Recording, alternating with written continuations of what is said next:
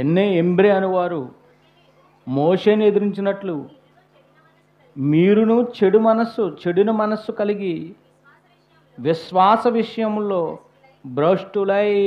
విశ్వాస విషయంలో మీరు ఎలా అవుతున్నారంట? భ్రష్టులై. మీరే సంఘంలో ఉన్నవారు విశ్వాస విషయంలో భ్రష్టులై సత్యమును ఎదిరించేవారుగా ఉన్నారు. వాక్యాన్ని ఎదిరించేవారుగా ఉన్నారు. అంటే గాడ్ నాట్ ఫోర్స్డ్, నాట్ ఎరిటబిలిటీ. దేవుడు ఎవ్వరినే కూడా దీంట్లోనే ఉండాలని దేవుడు బలవంతం చేసేవాడు కాదు. అది నీ వ్యక్తిత్వం నీ మీద ఆధారపడి ఉంటుంది.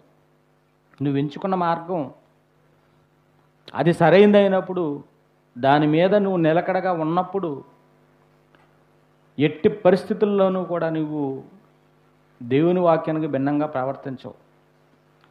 నువ్వు ఉంటావా, మరణంలో నుండి జీవంలోనికి వచ్చావా, దాన్ని కొనసాగింపుగా అంతం వరకు కొనసాగిస్తేనే. మధ్యలో నువ్వు డ్రాప్ అయిపోయావంటే నువ్వు ఆకర్షణలో నుండి ఏమైపోయావు? అంతే కదండి, సృష్టిలో ప్రతిదీ ఆకర్షణ.